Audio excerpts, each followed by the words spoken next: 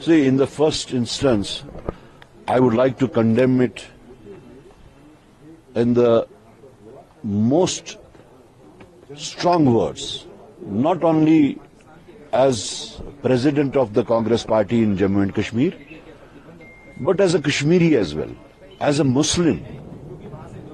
The kind of perpetration and the kind of designs behind were, I think, the people who are here, the stakeholders, the poniwalas, the taxiwalas, all small time workers here have proved such exemplary that the people who had designs of dividing this country on the religious lines, the people who are against the peace, the people who wanted to hit the economy of the state, especially Kashmir, have failed.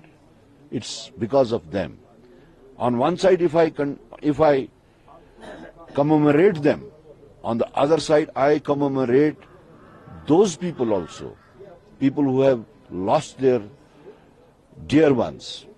And they certified, they verified, and they clarified the situation of the people of Jammu and Kashmir, especially Kashmir, that Kashmiris are not Athankwadis, Kashmiris are not anti-Indians, Kashmiris are peace-loving, and it is they who saved their lives and they reached their homes. So it's a big thing, it's a big message. Having said so, Congress party has decided not to make it a point of politics. We are not going to politicize it, because the day it happened, our leader Rahul Gandhi was in US, he called me, and our president Kharge ji, he called me, and both of them, they were very clear in this thing that we don't have to politicize it. We have to keep our cool, we have to be as reasonable as anything. We don't have to try to score points on that. So that is what we are doing, though there are questions within questions.